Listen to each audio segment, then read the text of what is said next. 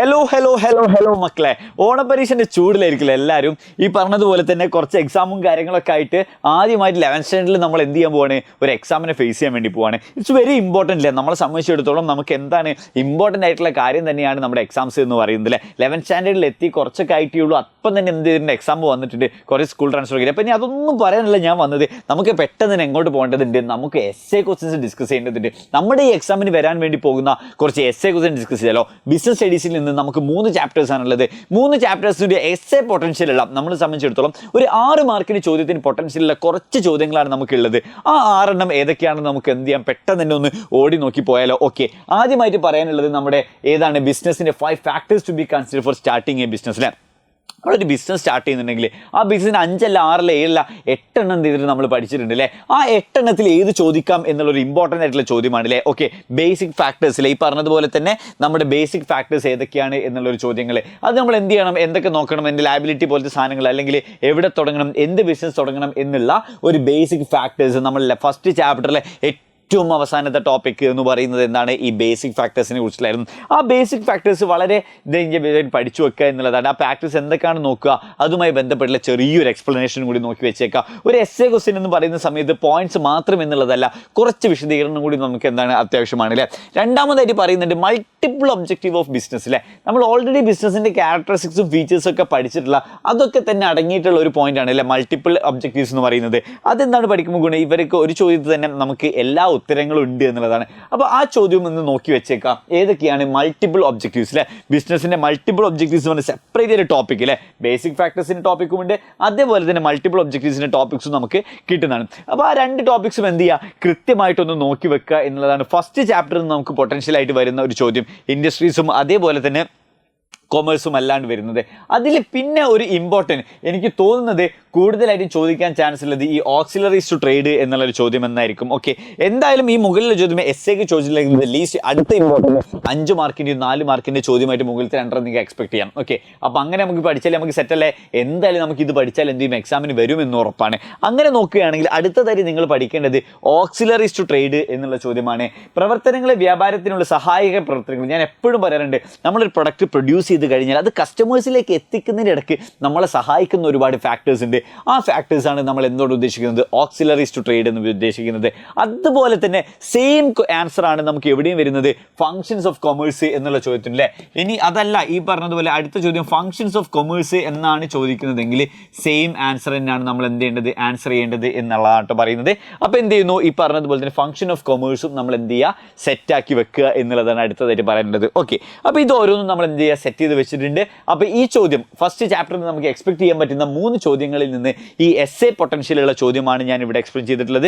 ഇത് 3നും എന്തായാലും ഇതിൽ ഒരു ചോദ്യം essay ആയിരിക്കും എന്നുള്ളത് ഉറപ്പാണ്. അതിൽ കൂടുതൽ ചാൻസ് ഈ പറഞ്ഞതുപോലെ ഒന്നെങ്കിൽ ഫങ്ഷൻസ് ഓഫ് കൊമേഴ്സ്, ഓക്സിലറി, ഇത് 2 ചോദ്യമാണെങ്കിലും ആൻസർ എന്താണ്? സെയിം ആണ് എന്ന് മനസ്സിലാക്കാം. ഓക്കെ, പിന്നെ ഈ പറഞ്ഞ പോലെ മൾട്ടിപ്പിൾ ഒബ്ജക്റ്റീവ്സും ബേസിക് ഫാക്ടേഴ്സും ഈ 2 ചോദ്യം ഇല്ലാണ്ട് ഈ ചോദ്യപേപ്പർ കടന്നു പോകില്ലെന്ന് എനിക്ക് ഉറപ്പാണ്. അടുത്തതായി സെക്കൻഡ് ചാപ്റ്ററിലേക്ക് വരുന്ന സമയത്ത് നമുക്കറിയാം ഫോംസ് ഓഫ് ബിസിനസ് ഓർഗനൈസേഷൻ എന്നുള്ള ഒരു വലിയ ചാപ്റ്ററാണ്. ആ വലിയ ചാപ്റ്ററിൽ നിന്ന് എന്തായാലും ഒരു essay നമ്മൾ പ്രതീക്ഷിക്കണം എന്നുള്ളത് നമുക്ക് എല്ലാവർക്കും അറിയാം. ഓക്കെ, 3ാമത്തെ ചാപ്റ്ററിന് നമുക്ക് essay അത്ര ഹോപ്പ് ചെയ്യുന്നില്ല.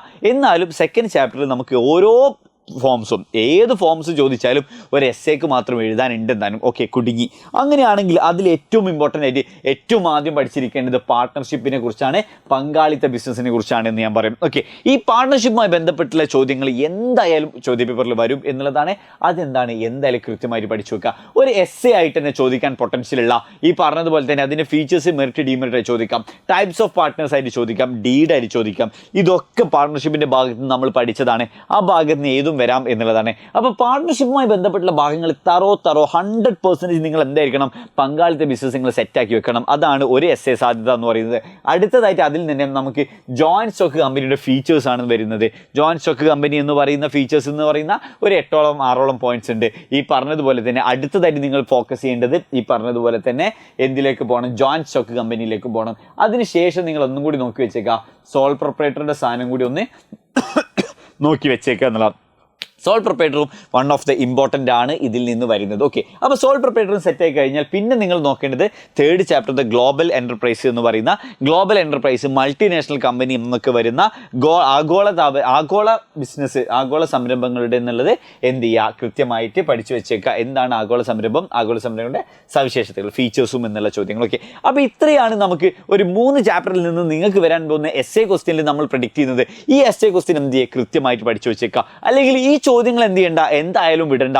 ഇത്രയും ചോദ്യങ്ങൾ നിങ്ങൾ സെറ്റാക്കി പഠിക്കണം എന്നുള്ളതാണ്. ഇനി നിങ്ങളോട് പറയാൻ വേണ്ടി പോകുന്നത് നമ്മുടെ ബാച്ചിനെ കുറിച്ചാണ്. ഈ പറഞ്ഞതുപോലെ തന്നെ ഈ നോട്ട്സും കാര്യങ്ങളും ഈ വീഡിയോസിൻ്റെ അപ്ഡേറ്റ്സും ലൈവും കാര്യങ്ങളും ഒക്കെ എഡ്യൂപോർട്ടൈസ് ചെയ്യുന്നുണ്ട്, ഫ്രീ ആയിട്ട് നിങ്ങൾക്ക് തരുന്നുണ്ട്. ആ ഫ്രീ കാര്യങ്ങളൊക്കെ അറിയാൻ വേണ്ടി നിങ്ങൾ എന്ത് ചെയ്യുക, മൈക്രോബിറ്റ് കാര്യങ്ങളൊക്കെ കിട്ടാൻ വേണ്ടി നമ്മുടെ കമ്മ്യൂണിറ്റിയിൽ ജോയിൻ ചെയ്യുക എന്നുള്ളതാണ്. ഓക്കെ, ഫ്രീ തരുമ്പോൾ നമുക്കറിയാം നമ്മൾ എന്ത് ചെയ്യും, ഒരു എക്സാം സീസണുമായി ബന്ധപ്പെട്ടിട്ടൊക്കെയുള്ള കുറച്ച് കാര്യങ്ങളും അതുപോലെ തന്നെ ഇൻഫോർമേറ്റീവ് വീഡിയോസൊക്കെയാണ് തരിക. ഇനി ഇൻ ഡെപ്ത് നമുക്ക് ഫുൾ മാർക്ക് വാങ്ങണമെന്നുണ്ടെങ്കിൽ കേരളത്തിലെ തന്നെ നമ്പർ 1 ബോർഡ് എക്സാമിലേക്ക് നിങ്ങൾക്ക് എന്ത് ചെയ്യാം, ബോർഡ് എക്സാം ബാച്ചിലേക്ക് നിങ്ങൾക്ക് ജോയിൻ ചെയ്യാൻ പറ്റുന്നതാണ്. വെറും 4,999 rupees കൊടുത്തിട്ട് നിങ്ങൾക്ക് എന്ത് ചെയ്യാൻ പറ്റും, നമ്മുടെ ഇതിൽ ജോയിൻ ചെയ്യാൻ വേണ്ടി പറ്റുന്നതാണ്. നമ്മുടെ super batch +1 super batch the whole year നമുക്ക് ഒരു വർഷത്തേക്ക് നിങ്ങൾക്ക് വെറും വരുന്ന ഫീസ് എത്രയാണ്, 4,999 എന്നുള്ളതാണ്. ഈ എമൗണ്ട് അടച്ചിട്ട് നമ്മൾ ബാച്ച് തുടങ്ങാം. നമുക്ക് ലൈവ് സൂമുകൾ, അതേപോലെ ഡൗട്ട് ക്ലിയർ സെഷനുകൾ, മെൻറ്ററിങ് പ്രോഗ്രാംസ്, എല്ലാ സപ്പോർട്ടും കിട്ടുന്ന അഡാപ്റ്റീവ് സിസ്റ്റമുള്ള ആപ്പ് എല്ലാം നമുക്ക് പ്രൊവൈഡ് ചെയ്യുന്നത് ഈ ഒരു ഒറ്റ 4,999 rupeesലാണ്. അപ്പോൾ എന്ത് ചെയ്യുക, എന്തായാലും ഇതിൽ ജോയിൻ ചെയ്യാൻ വേണ്ടി ശ്രമിക്കുക എന്നുള്ളതും കൂടി പറഞ്ഞിട്ട് എന്ത് ചെയ്യാണ് ഞാൻ നിർത്താണ്. Okay, have a nice day, thank U.